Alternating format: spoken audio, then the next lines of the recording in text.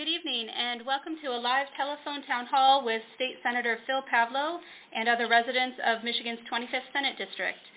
Tonight we're talking about legislative activity in Lansing, as well as Canadian plans for a nuclear waste dump on the shores of Lake Huron. This is a live telephone town hall, and we'll be taking your questions for Senator Pavlo shortly. Right now, we're calling other households to let them join the call, and we've got Senator Pavlo standing by to make some opening remarks. We also have operators ready to take your questions. If you have a question for Senator Pavlo, please press 0 on your telephone.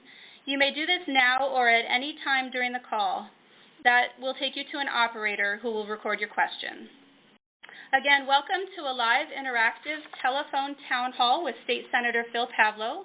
This evening we are talking about legislative activity in Lansing, the state budget, education funding, and other issues.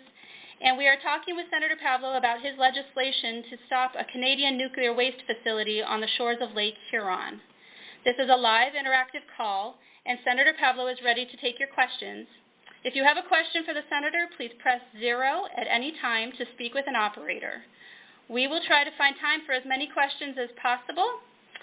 In just a moment, I'm going to turn things over to the Senator, who will give you a brief overview of recent activity at the state capitol in Lansing. Again, please remember to press 0 at any time if you'd like to ask Senator Pavlo a question.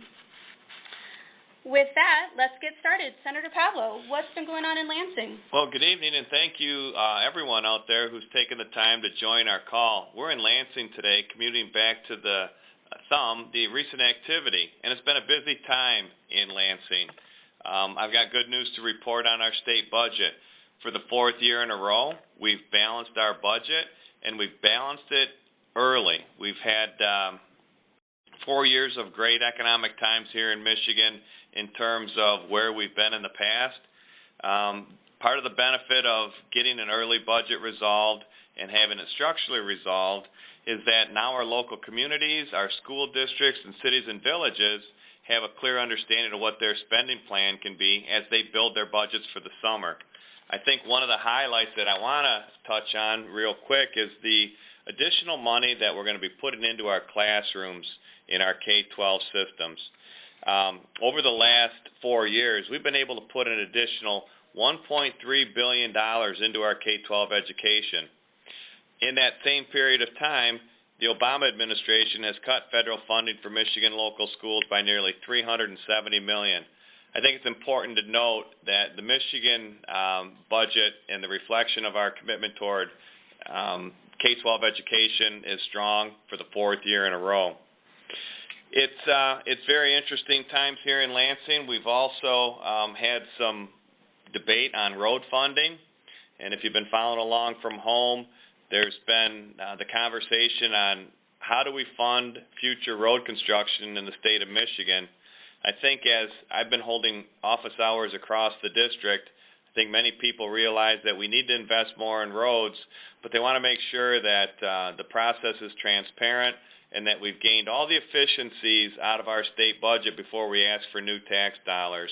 I've been very sensitive to that, and in fact have voted against raising your gasoline tax in the last week, because as our economy continues to improve, we just don't want to make it harder for people, number one, to gain employment, to be able to travel back and forth to work. But we also have to remember that those costs get passed on to consumers in the form of higher food costs and clothing costs and really anything that moves by truck or trailer across our state. I think the conversation, however, will continue during the summer and into the fall to try to find a permanent solution, but it's always been my desire to find the dollars within our own state budget. If you've just joined us, welcome to a live telephone town hall with State Senator Phil Pavlo.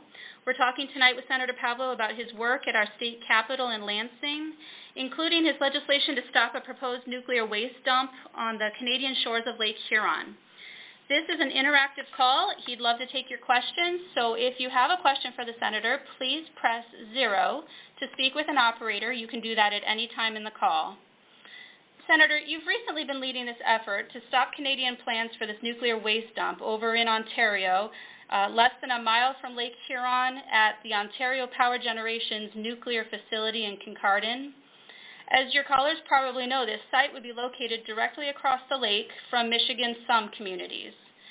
Can you give us a little background about the proposal and why you're so concerned about it?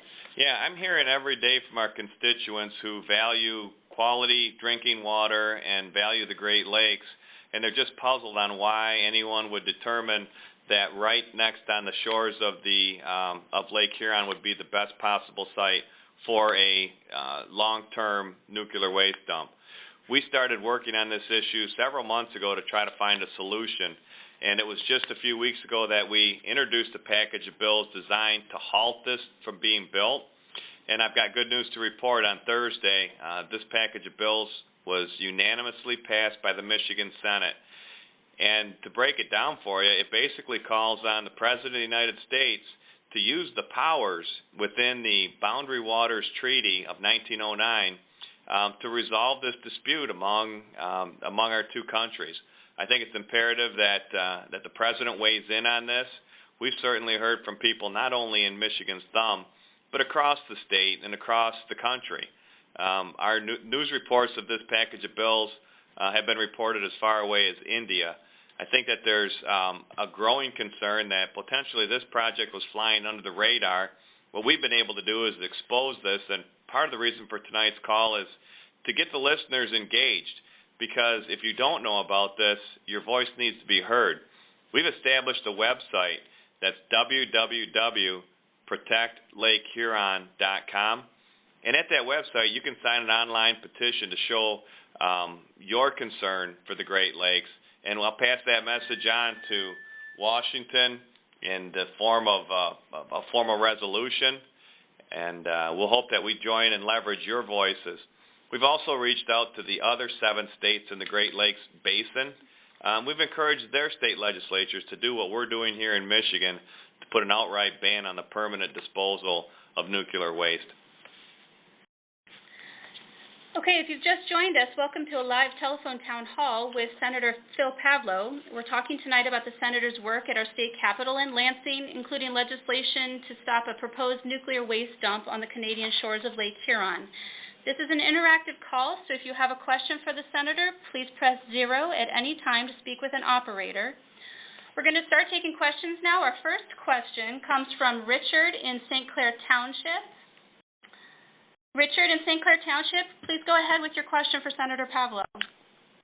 Oh, hello, Senator. This is Richard McGregin. I haven't talked to you in a while. Good to hear your voice. My question was, how are they proposing to store the nuclear waste, and what are they going to do for containment if they succeed in storing it in Canada? And then what other alternatives are there to storing nuclear waste? That's a great question, Richard, and I appreciate you asking it. What the plan is to bury this nuclear waste 2,200 feet below the surface in what you would consider as vaults in the limestone geologic formation that is resting on the shores of Lake Huron.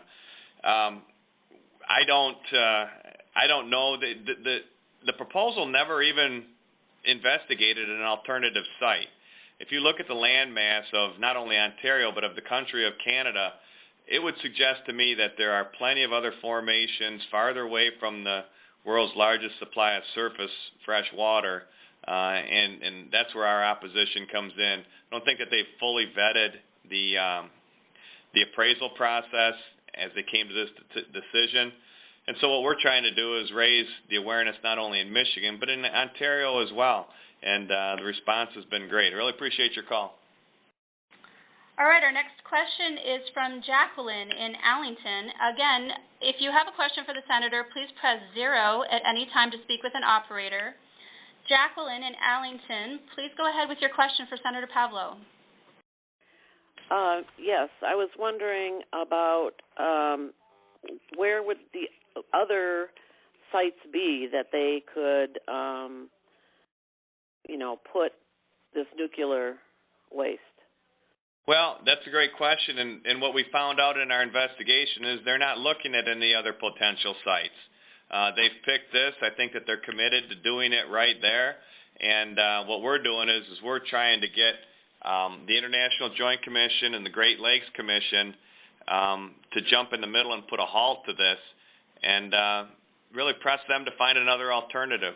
It isn't right for the basin. It doesn't belong in the Great Lakes Basin, and there are plenty of other alternatives that could be pursued. And that's our action here. Thanks. We've got another question from Nancy in East China. Nancy, please go ahead with your question. Is there any movement over in Ontario, grassroots movement to stop the site on their side? Yeah, there is. Trying to fight it as well, that we could join with them and maybe have a louder voice? Yeah, there is, and I'm going to give you a website that you can, a couple of websites. First of all, grab your pencils, and in a second I'll give you those websites. But the people are just as concerned in Ontario about this development. So I think what you will find out is that the people in Kincardine, where this is being proposed, have already supported this because they have one of the world's largest nuclear power stations already there. I think you get outside of Kincardine, where this is being proposed, and then you start to see the resistance. We're hearing from people around the country, really around the world, coming in and signing our online petition with their concerns. If you get a chance, please visit www.protectlakehuron.com, and you can sign that petition. That way we'll be able to keep you up to speed with any developments. Again, the legislature has unanimously passed a package of bills designed to put a halt to this. Also, for listeners on the line who are interested in this nuclear waste issue, please know that the Senator will be holding an in-person town hall meeting this Saturday morning in Algonac, and another 2 dates are being scheduled in July in the communities of St. Clair and Port Huron. And for more information about those town hall meetings, you can go online to the Senator's website at www.senatorphilpavlo.com, or you can call his office at 517-373-7708. Again, that's www.senatorphilpavlo.com, or the phone number is area code 517-373-7708. Senator, I know a number of conservation groups have joined you in this effort to protect Lake Huron. I'm thinking of the National Wildlife Federation and the Michigan United Conservation Clubs. There's the Great Lakes Alliance. Who else have you heard from? Well, the League of Conservation Voters has weighed in support of our package. There are several other organizations really around the country that are coming to our side on this fight. I think the Michigan Environmental Council has sent a letter of support in for our package as well. So the natural resources and the outdoor groups are all coming on board, and it gives us that additional momentum that we need to continue with the results that we're getting on our legislative package. Okay, our next question is coming from Pam in Birchville. Pam, please go ahead with your question for Senator Pavlo. Yeah, I guess it's been covered a little bit. My question was, what is their precise reason for choosing this spot? And is it a money issue with somebody? And is that at that depth, is there a danger that could breach into the basin of the lake? Yeah, that is our concern about the potential of it going bad and contaminating our drinking water. That's our main concern here. But I think to your point about have other sites been evaluated, and the answer is no. I think they're going to do that in this location because of convenience, and I just don't think that's the best approach to take to something that's so sensitive. Keeping in mind, the material that they plan on burying can have a half-life of up to 250,000 years, and that's a very long time. None of us obviously are going to be around then. And our concern and the concern of all of the environmental groups and outdoor and recreation groups and the people who value quality drinking water would just suggest that it's too close and there needs to be an alternative site. All right, our next question is from Deb in St. Clair Township. Deb, please go ahead with your question for the Senator. Hi, Phil. Can you tell me what the time frame is on this? What's their timeline for developing this project? Well, they're several years into the planning phase. What I can tell you, Deb, is that our legislation and our resolutions is calling for a halt to the timeline and a halt to any future plans of developing this. And we think that we can achieve that. I can tell you that beginning in September, there's going to be another 2-week period in Ontario where the open public comment portion, where the Ontario Power Generation will take comments from the public. I have already registered to be on that list of people testifying. I will be testifying against the development. And then from there, it becomes a permitting issue within the federal government and the provincial government in Ontario. So I think the next thing that we all have to be thinking about is the September 9th beginning period for open comment. So we're working pretty fast here in Lansing, and we're also working with our congressional delegation in Washington. Congresswoman Candace Miller has endorsed our plan, and we just think that there's an opportunity to put a halt here. And so with your help, by signing the online petition and telling your friends about it, adds the grassroots element that we need in order to get this accomplished. Again, if you're just joining us this evening, we're in a live telephone town hall with State Senator Phil Pavlo. If you would like to ask the Senator a question, please press 0 at any time to be directed to an operator. We are welcoming questions on this issue or any other issues. We're going to go to our next caller now, who is Ann from Columbus.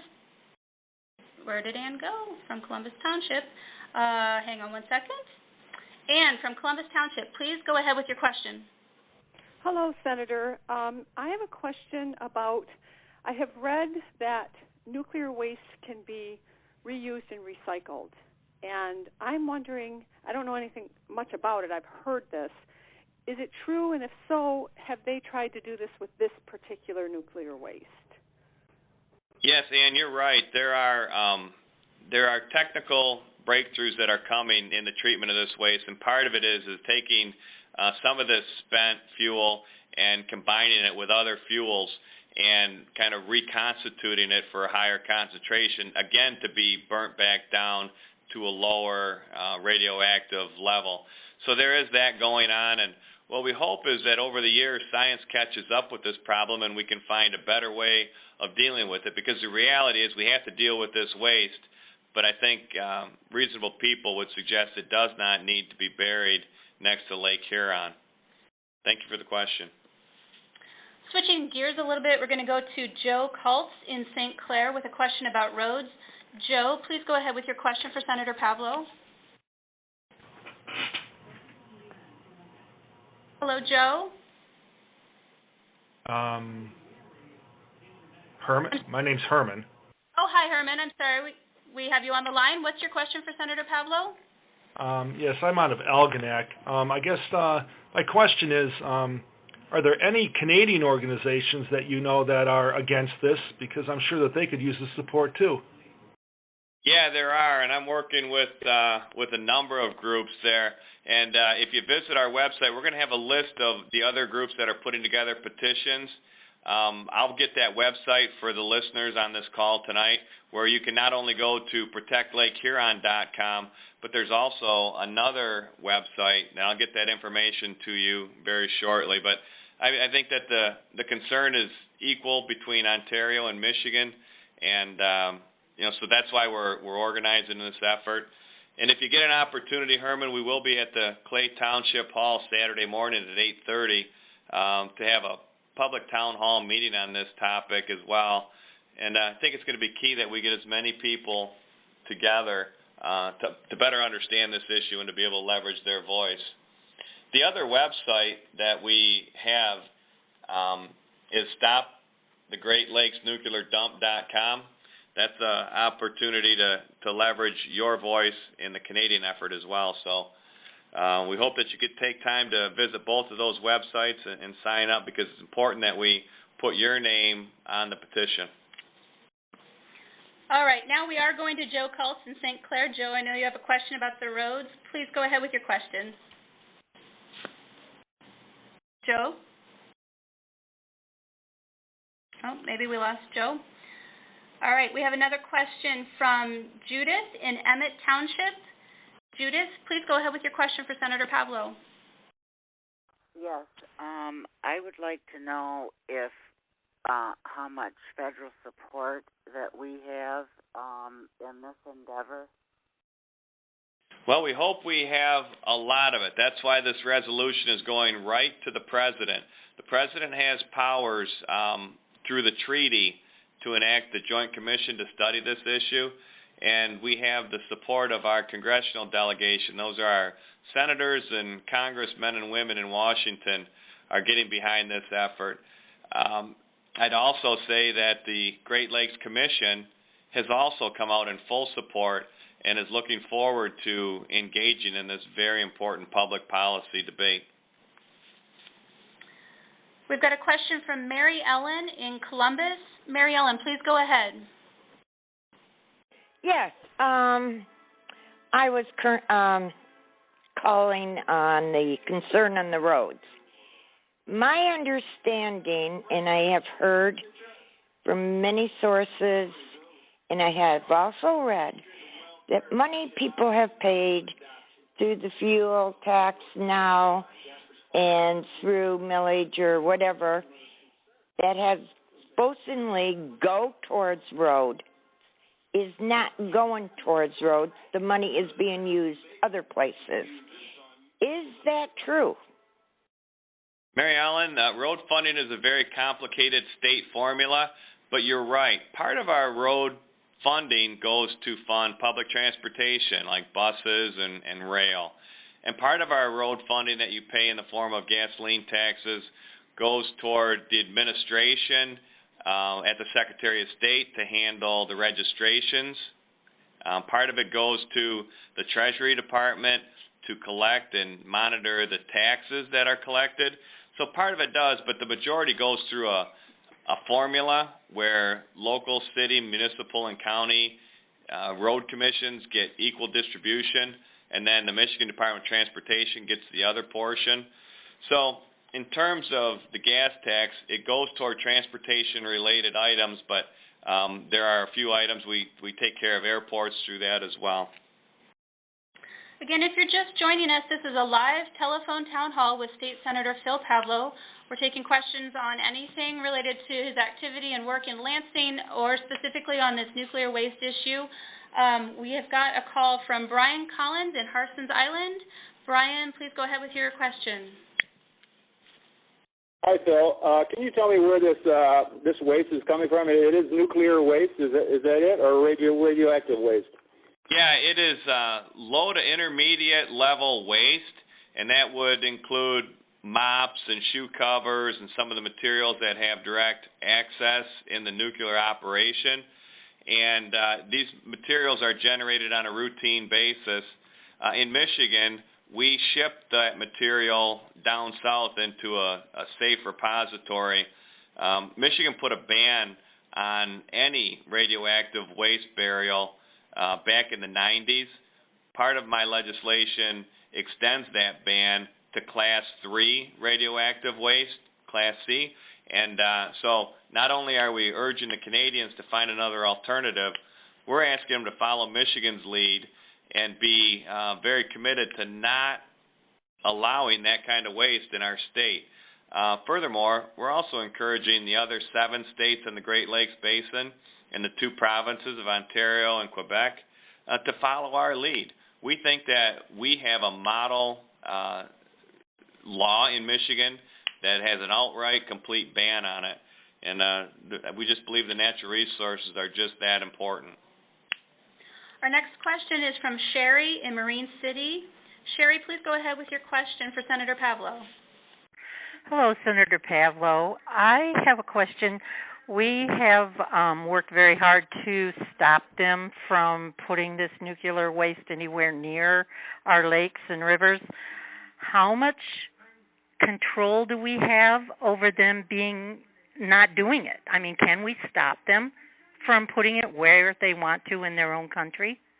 Sherry, that's a great point. And we can't pass laws in Michigan that can prohibit activity in Ontario. But what we can do is get engaged and let them hear our voice. I want to give you a little example. The elected officials in Ontario have been quiet on this issue. And since we've been gaining the momentum and raising the awareness here in Michigan, we have finally caught the attention of the elected officials in Ontario to begin to start questioning this proposal. And I think the more people that we can get to sign our petition, the more friends and neighbors that you can talk to about this, urging them to go to protectlakehuron.com and sign the petition, that gives us some power from the grassroots. And it's working. It's working across the Midwest. It's working in Ontario. And I don't know, many of you are probably hearing about this for the first time. And if that's the case, please use your email list and call your friends and get them engaged in the process. We're going to do all we can do in Lansing. Our federal delegation is going to do all they can do in Washington. But this has risen to the level of the president, and your voice in this is meaningful. So thank you, Sharon. It's a good question. Senator, we've got a question from Barbara in St. Clair City. Barbara, please go ahead. Yes, I was recently stopped at a traffic light next to a road patching crew where it was a gentleman by hand scooping out asphalt and by hand patching the road. I was wondering if technology has improved and we're looking at it as a state to improve how we patch our roads to keep them together better. Yeah, not only patching them, Barb, but how we design our roads. I had the opportunity to visit the University of Michigan and look at a new development that they're patented in Ann Arbor, and that is flexible concrete. Concrete that you can literally bend and it returns back to its original form. There are advances coming along the way, but they're not here yet. So unfortunately, it's very labor intensive in the spring in order to keep the maintenance up on these roads. But part of the bills that we're working on in Lansing are requiring the road builders to now build those roads with a warranty back to the taxpayers. So if the roads break down, they're required to fix them. That's a little complicated, but we're moving down that way of having accountability so that we can, make the proper investment and have the security knowing it's going to stay together. We've got Jody on the line from Fort Gratiot. Jody, please go ahead with your question for Senator Pavlo. Hi, Phil. I was just wondering, other than signing these petitions, is there anything else we as Michigan citizens can do? Yeah, call your friends, Jody. If you have an email list, please email it. If you're using social media, Facebook, please visit my site there. If you're out and about, have the conversation with your friends and urge them. If we can get the people and get their voice heard in this, we stand a better chance. That's why we're going to have our first local town hall this Saturday at the Clay Township Pavilion at 8:30 a.m. We'll have coffee and donuts there for anybody that wants to show up. But it's all about spreading the word and making sure that our voices are heard. As one of the earlier callers said in a question, what can we really do about the people in Ontario is, well, we have an actual treaty with Canada, and we want to be able to leverage the powers that were there. Back in 1909, when the treaty was signed, they were anticipating potential problems. And I just want to say that back in 2008, we signed a Great Lakes Compact that was designed to control water diversion out of our Great Lakes Basin. All 8 states and both provinces signed identical legislation protecting our water from being diverted down south. I think, and I hope the Great Lakes Commission agrees with me on this, is that a nuclear waste repository on the banks of Lake Huron should rise to the same, if not higher level for the states to study this issue. So the more people that talk about it, the better off we're going to be. So please tell your friends, Jody, and get them engaged. Our office number here is area code 517-373-7708, or visit our website at protectlakehuron.com. And again, for those of you who are interested in the town hall this Saturday morning, it's this Saturday, June 21st from 8:30 to 10 a.m. at the Clay Township Council Chambers in Algonac, and you can find more information about that on the Senator's website at www.senatorphilpavlo.com. We're going to take a question now from Ed in East China. Ed, please go ahead with your question for Senator Pavlo. Hi, Senator. Ed Macenio. My questions were, the Canadian has a huge country with vast areas of openness, and why wouldn't they have studied those other areas before picking this? It's their drinking water, too, so it's just hard to believe. And I agree with you, Ed. That's a huge country over there, and there's very little population when you get outside of 100 miles from the border. If the geologic formation is solid, let's get it as far away from our drinking water as possible. And that's what we're asking them to do, consider other alternatives. But to this point, they have not considered those alternatives. And what we're trying to do is let them know just how important the Great Lakes Basin is, and that having that waste permanently stored under Lake Huron on the shores is not in the best interest of the basin going forward. We're going to take a question now from Tom in Smiths Creek. Tom, please go ahead with your question for Senator Pavlo. Tom, are you on the line? Tom from Smiths Creek? I'm here. Hi, Tom. I'm under the impression that Michigan, this country has been sending nuclear waste to Canada for many years. Where do they store that, or where have they been storing that all this time? Well, most of our nuclear waste actually goes down south, Tom, and that's been the practice from our utilities on the low-level radioactive waste.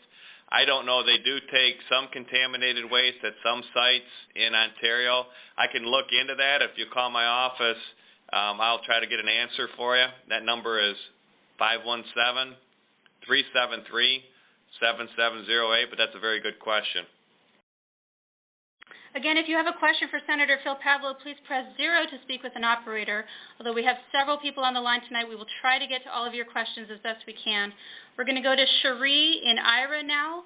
Cherie, please go ahead with your question for Senator Pavlo.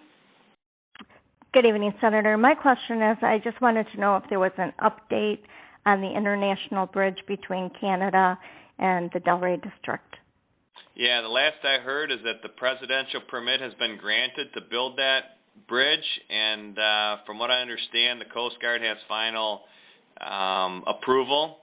And then once that happens, I think the bidding will begin, the design phase will begin, and it might be a year or two before any construction takes place. But all I've heard is that the planning for this project is well underway. All right, we're going to go to Marcia in Fort Gratiot. Marcia, please go ahead with your question. Hi. First off, I'd like to know how far north are they planning to build this depository?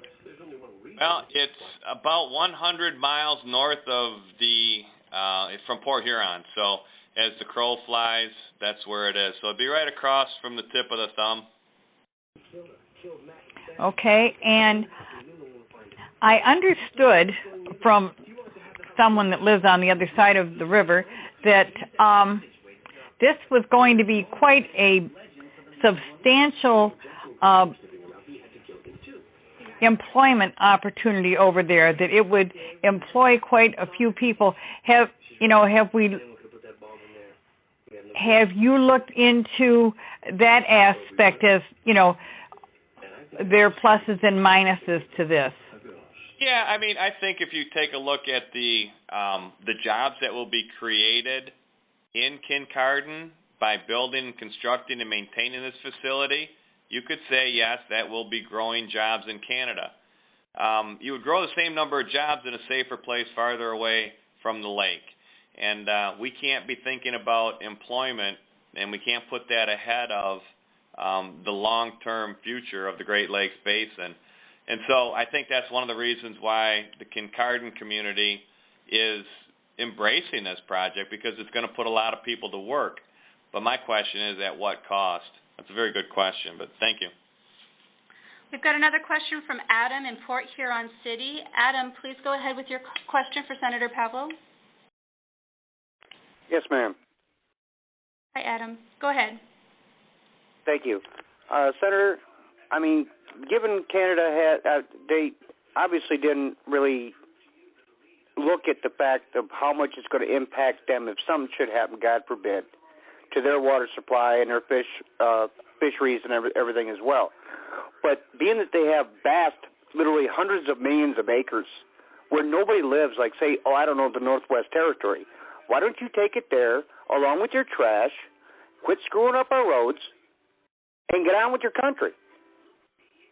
That's it's a good observation, Adam, and what we're saying is we're probably in full agreement with you on that there are other alternatives. Find it farther away from where civilization gets their fresh water. The world's largest supply of surface water is not the proper position to have permanent intermediate waste dump. So I agree with you on that one, Adam.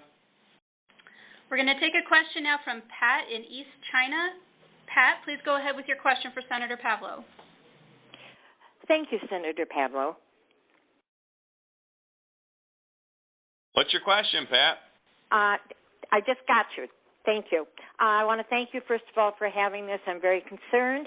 My question is, first of all, who did a test that would guarantee that the shelf life would be 200,000 years? Scientists have figured this stuff out long ago, and that isn't what we're trying to figure out in the legislature. What we're trying to do is get into this process where we can have a meaningful debate of where this should go. I think, when you start looking 250,000 years from now, it's very unpredictable. I don't know what the circumstances are. I don't know where technology is going to be. But what I do know is in today's world, we rely on fresh water, and it is what keeps everybody alive, and we don't need to be in a position where it could potentially contaminate that source. I agree with you. And the second part of my question is then, if there is some type of a leak, this doesn't affect just the people Lake Huron. This could channel down through all the lakes and rivers and tributaries all the way out to the ocean. Has anybody talked about that? Yeah, and that's what we're doing. That's why we're talking to the people in Minnesota, Wisconsin, New York, Pennsylvania, Ohio, Indiana, Illinois, because this is a basin issue. And the impact, if a disaster were to happen, you could never reverse it. So that's why we're taking this effort. That's why the legislation is moving through the process, and why almost every major environmental group has come on to support our proposal. All right, we're going to take a question from Ray in Wales. Ray, please go ahead with your question for the Senator. Yes, I've been listening to this, but my concern is our everyday issue of the Asian carp. This is happening right now every day. Why can't we get on board and solve that problem? It's an internal problem. Yeah, Ray, I'm happy to report that it was just a couple weeks ago that I had a bill banning the transportation of invasive species that includes Asian carp through the state of Michigan. You know, one thing about an Asian carp is they're very resilient, and people move these Asian carp from Canada down south. They're transporting, and we put a ban on transporting them through Michigan because we know that accidents can happen. And sometimes, it's better to be safe than sorry. We're also working through the U.S. Supreme Court we filed an amicus brief that would put a closure to the tributaries that are feeding lower Lake Michigan in the Chicago area.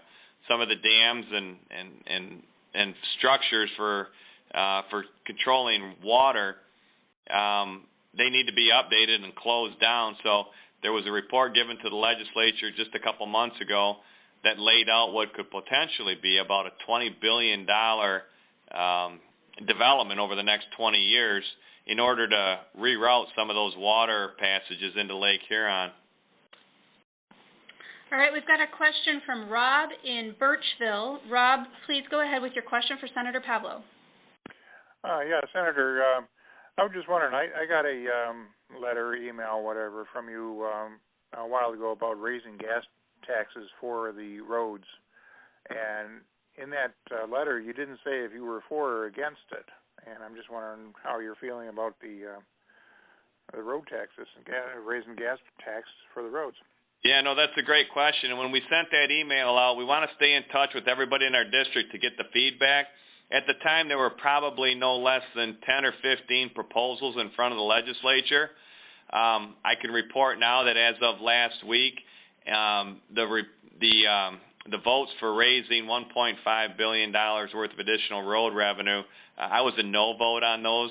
I voted against raising your taxes and your registration fees. So that's kind of where we landed on that issue.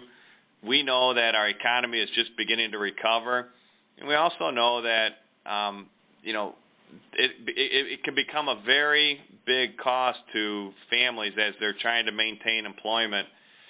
We also know that by raising gas taxes, it ultimately ends up raising the price of food and the price of clothing and all the other things that we use. We don't want to get in a position where we're taking $1.5 billion out of the pockets of the Michigan motoring public. But what we do have to do is we have to maintain our roads. So over this summer and into the fall, we'll be looking at new ways, at least I will be, to try to find the revenue within the budget structure that we have now, continue to make further investments. And it was just last year we've been able to put an additional $500 million into our road system. And that's a result, Rob, of an economy that's improving. So as people go back to work, as we collect more Michigan income tax and our economy recovers, we're going to have additional money to invest in our roads, just like we've been able to invest more in our public education system. But if our economy stops growing, we're all going to be in trouble. So let's keep the economy moving. Let's look for efficiencies. But at the same time, let's have an eye to the future and look at how we're going to address this problem going forward. And we believe, and many people in Lansing believe, that there's an opportunity to do that from within. Okay, we have time for a few more questions tonight. If we, for some reason, don't get to your question, we apologize. There are several of you still on the line. We'll get to as many of you as we can. But if we can't, and you'd still like to contact the senator, please call his office at area code 517-373-7708, or visit him online at www.senatorphilpavlo.com. We're going to go now to a question from Chris in Marysville. Chris, please go ahead with your question for the senator. Hi, actually, this is Michelle, and I was just wondering, as far as doing that, this isn't the first time I've heard about this. This is kind of circulated for a few years back even. The geological formation, if that were to shift and stuff, I mean, there's nothing preventing it from leaking, and since it has been kind of ongoing, this is kind of, I'm like repeating because I'm listening through this, just protecting the lakes. Has there been any surveys in that or any projections as far as how stable that area is? Yeah, no, you're right, Michelle, and you're not really repeating yourself. This is a concern, and this tells you what kind of common sense logic is being applied to this development. Reasonable people can understand that a shift in the geological formation could prove disastrous. If it were to happen 700 miles from Lake Huron, at least you would have an opportunity to contain it. You'd have an opportunity to treat it before it got into the water supply. So I think you're right to understand it. The OPG group will tell you that they've studied this formation and they believe that it's stable. But how can you guarantee that? And so without a firm plan to deal with an emergency if there became contamination or leakage, I just don't think that we could react fast enough with it being in the proximity of Lake Huron. All right, we've got a question from Anthony in Casco. Anthony, please go ahead with your question. Yes, Senator. Good evening. I just listened to a lot of the comments of everyone, and while I was on hold here waiting for it, and I was just concerned about, all our toxic waste, like you said before, it does go all south, but where? And another thing is, we're receiving their garbage here in the United States. Another thing is, they talked about the jobs that would bring the people. The times the way times are now in the economy, I don't know. I hope we can do something about it because it's a very important subject and concern. But I think to push to shove, it's going to be a really hard fight. And I'm glad that we have this meeting that we all can get together. But it's a different country and the way the economy is and that, and we're actually providing them with that business by sending our goods over there and receiving their goods here. So I don't know what the alternative could be, but I just thought I'd kind of ask that question. No, you bring up a good point. But, I mean, I'm all about jobs, and jobs are what our economy is built on. It's what we're able to, you know, it's the number one issue on families' minds today. But jobs, at the sake of jobs, doesn't make a lot of sense. What we have to understand is that those would be Canadian jobs, but the long-term effect of having that permanent waste disposal is probably a little bit more important than the number of jobs it'll create. And to your point about the Canadian trash, I mean, Canada is our largest trading partner, and we have great relationships with them. We just think that in this circumstance, when it comes time to plan a permanent waste disposal, that it doesn't need to be on the banks of the Lake Huron. So, you know, other alternatives should be pursued before they make a determination to do it in Kincardine. And I think that our effort here will be very important in forcing them and encouraging them in no uncertain terms to look elsewhere for this operation. We're going to go to Darlene in Port Huron City. Darlene, please go ahead with your question for Senator Pavlo. Hi, how are you? Hi, Darlene. How are you doing, Senator? I just am going to state this really quick, and I'm really sorry. I don't want to get off track. I thought that the issue was, I've heard a couple of other issues being brought up, but the issue is, if I'm not mistaken, the burial or the non-burial of low-level or radioactive waste, correct? Correct. Okay. Back when John Engler was our governor, we had a consortium it was the Great Lakes Consortium. And it was decided at that time, and I'm talking 25, 30 years ago, and you know how much I love history. Yes. It was the Great Lakes Consortium that decided that since Michigan was the largest producer at the time of low-level radioactive waste, that we should find a spot to house it. Through all of our studies, we could not find a spot safe enough because of our geological makeup, because of the rock that's 1,000 feet deep, because of the faults that run through our state. We couldn't come up with a practical good site where we could guarantee that it would not leak.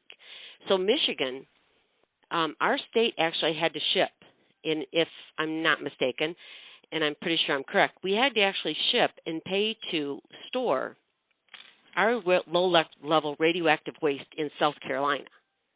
You're correct. And look back in history. Yeah, exactly. Thank you. So, anyway, when it came down to it, we couldn't come up with a spot here in our state, not for the lack of trying, and not for the lack of we didn't want jobs, or not for the lack of we didn't want the money. We could not safely store it here. And anyone, not just us, but Wisconsin, but Minnesota, Ohio, Indiana, Illinois, any state, any province that comes in contact with the Great Lakes should be concerned about it. Because if Michigan were to store this, and if it wasn't on a state site, and we couldn't find a safe site, then it shouldn't be stored here. And I think, if I'm not mistaken, the second state was supposed to be Ohio. Yeah, what you're referring to was the Midwest Compact that was put together, and you're absolutely right, Darlene. Michigan was kicked out of that compact because there was no suitable disposal. What my legislation is doing, it's also extending that permanent ban on disposal in Michigan to Class C low-level radioactive waste. And I'm encouraging the other states in the basin to look at Michigan's siting requirements and understand the sensitivity with having these facilities in the Great Lakes Basin. And you're absolutely right. This goes back to Governor Milliken, Governor Blanchard, Governor Engler, and Governor Granholm, and now up to Governor Snyder. So we've been through 6 governors through this process. But Michigan has been a leader in the basin, and we're just encouraging other basin states and provinces to take the lead that Michigan is. And I've been working with these legislators in order to bring them up to speed on, number one, what's going on in Michigan, and ask them to pursue the same path. So I really appreciate your perspective and the look back. That's pretty impressive. Thank you. Our next question is from Ava in Ellington. Ava, please go ahead with your question for Senator Pavlo. Isn't the environmental agency, protection agency, supposed to have power over this? And there's a number of jurisdictions that would weigh in on this, but ultimately this is going to be a federal decision, and so that's what we're angling for. And we're hoping that the grassroots effort by people that have taken the time tonight to stay on this call, that their voice is heard. And your voice can be heard on this if it's important to you by going to protectlakehuron.com to sign the petition. I need your help. We can only do so much here in Lansing and so much in Washington, but if we can send a message to the President that the people in Michigan are very concerned about this, as are the people in Ontario, we stand a much better chance of succeeding in this effort. Senator, we've got another question about roads. It's from John in Port Huron City. John, please go ahead with your question for the Senator. Hello, Phil. How are you doing? I'm good. How are you? Fine. Family's well, is it? Everybody's good. Everybody's working hard. How are you tonight? Fine. Phil, is it a little bit too late for some form of toll roads? I wouldn't say it's too late. Toll roads don't really fit in Michigan, and here's why. When you look where toll roads work, they're in pass-through states, Ohio, Pennsylvania, when you're moving equipment and goods and services through states, they seem to be more productive. If you're coming to Michigan, it's essentially a destination. So we won't be able to pick up the truck transportation funding from states that are passing through. If you're a heavy piece of equipment or a truck going down the road, Michigan is your destination or it's your origination. And so we don't get that pass through, but we've looked at alternatives in the whole funding debate. That one just didn't rise up to the top. We've got another question on roads from Dick in Clyde. Dick, please go ahead with your question for Senator Pavlo. Yes, Bill. I just wanted to question you about the liability from the contractor aspect. Like I told the guy when I talked to him, when you bid a job, you have an engineering firm design and build as per plans and specifications. And I don't have a problem with holding the contractor somewhat responsible, but you build it to plans and specifications.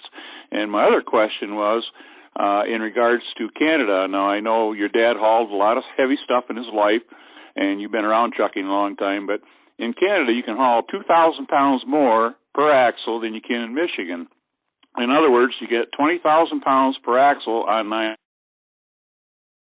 It's a lot more than we can haul over here. And their roads are a lot better than ours. How come?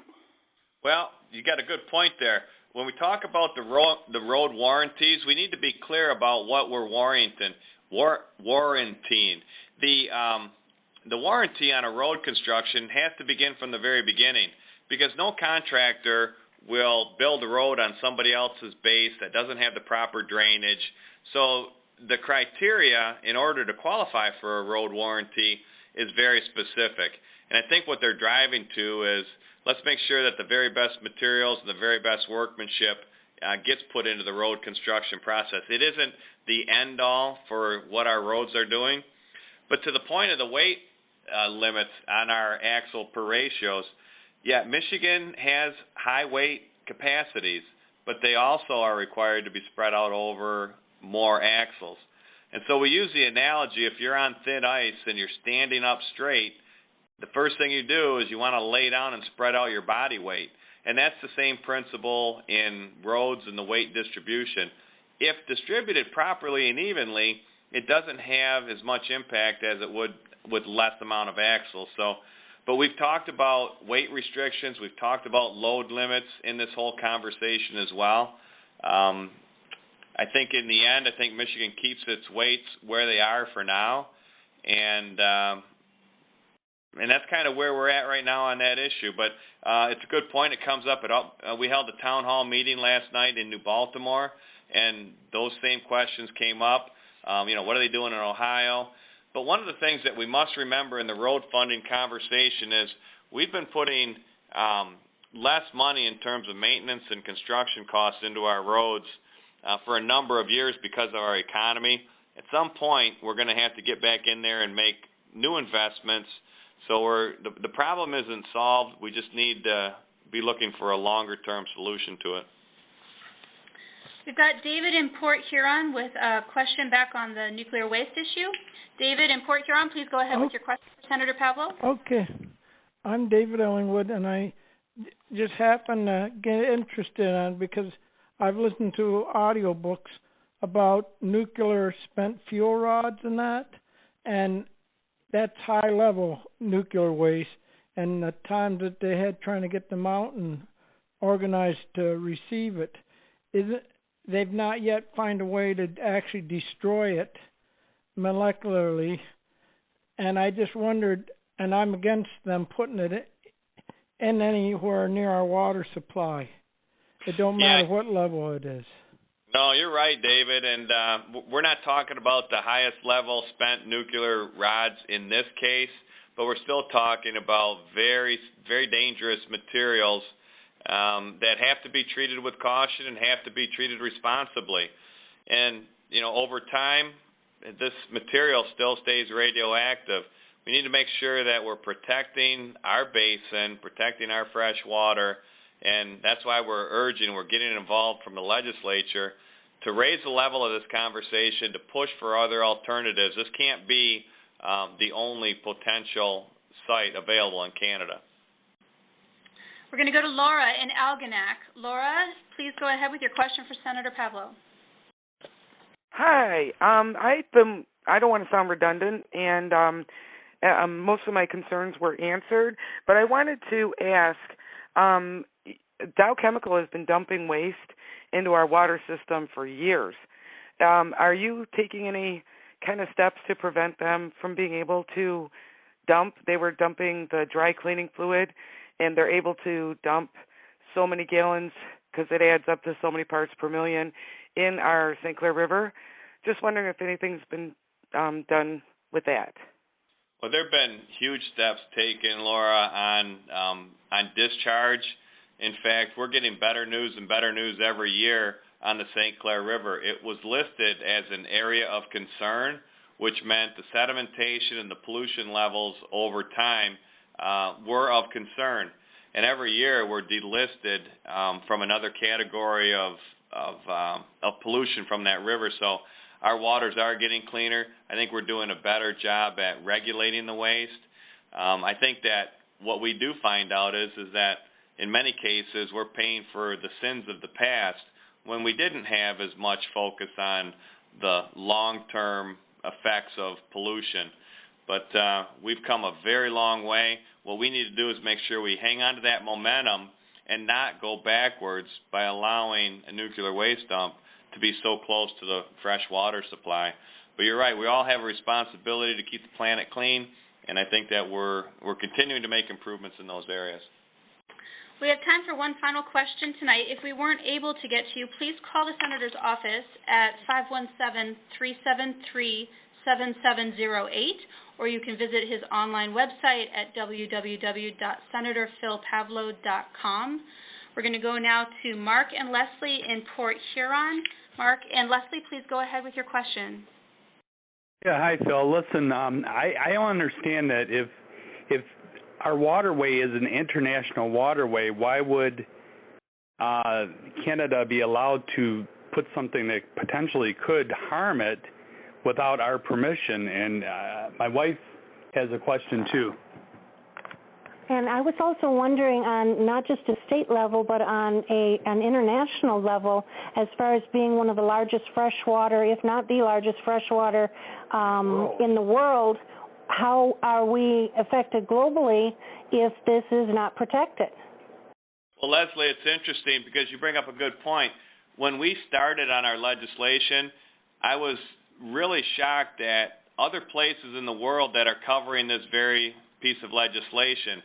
We're hearing from India, from Germany, because it's that big of a deal. I think, getting back to Mark's point about it being an international waterway, we share that water as a boundary. We also share the responsibility, and when I was sworn into the Michigan Senate, I raised my right hand and promised to uphold the Constitution of the state of Michigan and the United States, and in that comes the inherent responsibility of protecting the natural resources. And so we're doing what we are charged to constitutionally. Because we're two different countries, it poses a challenge, to be sure. That's why I need the people in the thumb to get engaged by visiting protectlakehuron.com, and that way you can add your voice to this argument, and we'll continue to work with the other states that are in the basin. We continue to work with our elected officials in Washington, D.C., and our action here with the Michigan Senate unanimously passing out this package of bills just last Thursday are putting a lot of people on notice that we're serious. And I think one of the effects of this legislation is we've now got the Canadian elected officials talking publicly about this. So the more that we know, the more information that we can spread, the better our chances. Ladies and gentlemen, we're out of time for this evening's telephone town hall. If you'd like to reach the senator, please give his office a call at area code 517-373-7708 or visit him online at www.senatorphilpavlo.com. And for more information about the Canadian nuclear waste dump, you can visit www.protectlakehuron.com. Senator, thanks for your time tonight. You have some final remarks? Yeah, I really appreciate everyone staying on the line. This is a very important issue, not only to Michigan and not only to the thumb, but to the entire Great Lakes Basin. You have a role to play in this. You can help us by visiting our protectlakehuron.com. And for those still on the call, we will be having a town hall meeting on Saturday morning at Clay Township, and that will be from 8:30 to 10 at the Township Hall inside their chambers. Appreciate everybody's interest, and have a good evening.